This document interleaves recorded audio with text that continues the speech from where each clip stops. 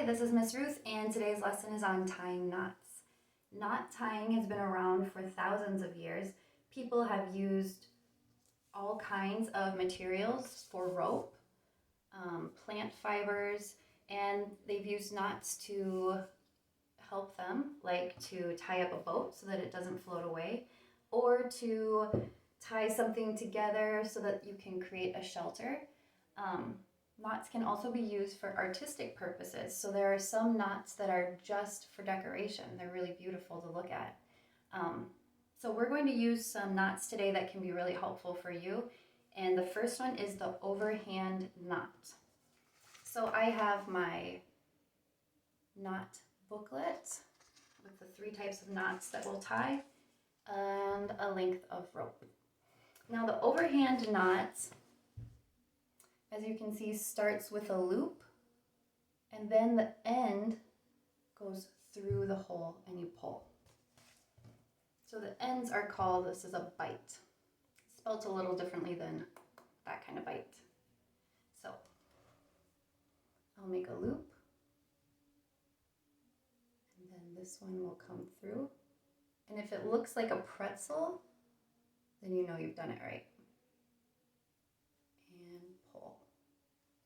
There's my overhand knot. And this is also a stopper knot. It means that it will stop the rope from going through something. So we use this one in sewing a lot with thread. All right. Time to undo it. And I'm going to do my next knot. Ashley's stopper.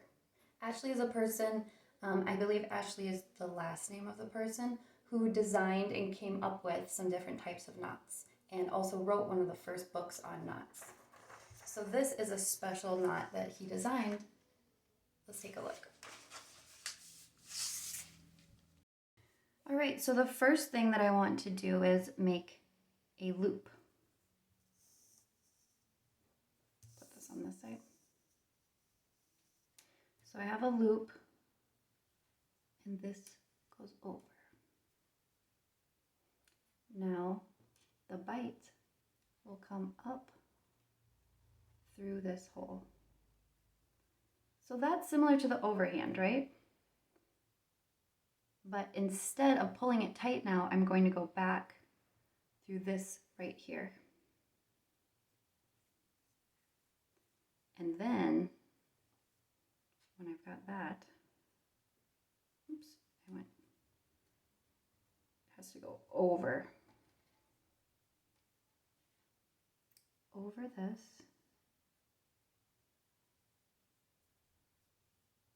Okay. And down through here. So it looks like that. And now up through here. And now I can pull it. There, and now it matches. I see this, and this. So this is a little bigger stopper than the overhand. That one's a little trickier.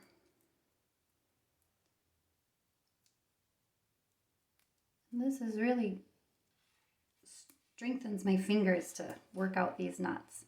If you push, that helps too. It loosens it, and that makes it easier to pull it apart. Okay, so let's do Ashley's stopper one more time. I make a loop.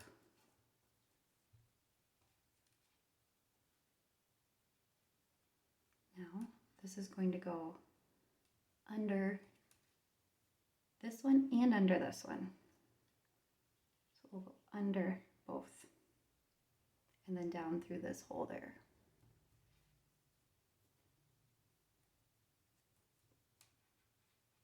And now up through this one. Ta-da! That was more fun the second time. I bet it'll be really fun if I were to do it again. It's getting easier. Now the next knot is pretty cool because you can use it to hold your things together. So I'm going to use colored pencils.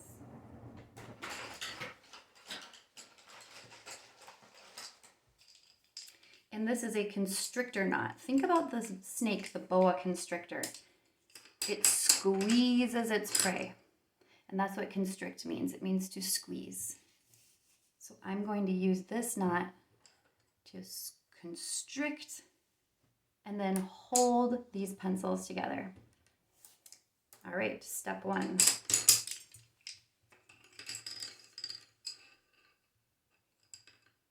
And cross.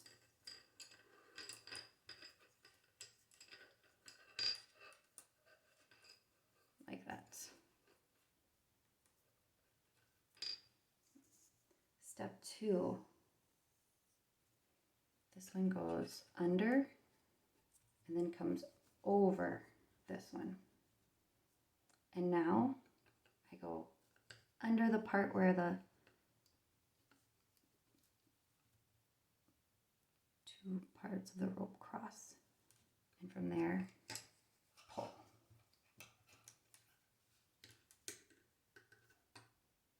So you'll want to follow these instructions and just kind of keep trying until you get it. It should look like where this rope is coming out in the same place on either side. Should we do it one more time? All right.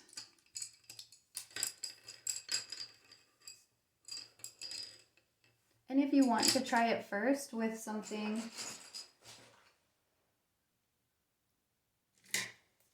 just one thing so that it's easier, that works well too. Oops. Okay, so cross.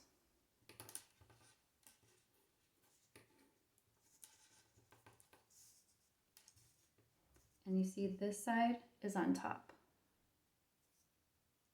Now it's going to go under and then over this. Under the marker and then over that piece of the rope. Now it kind of forms an X there. That is where I put it. Underneath that X. And pull. There.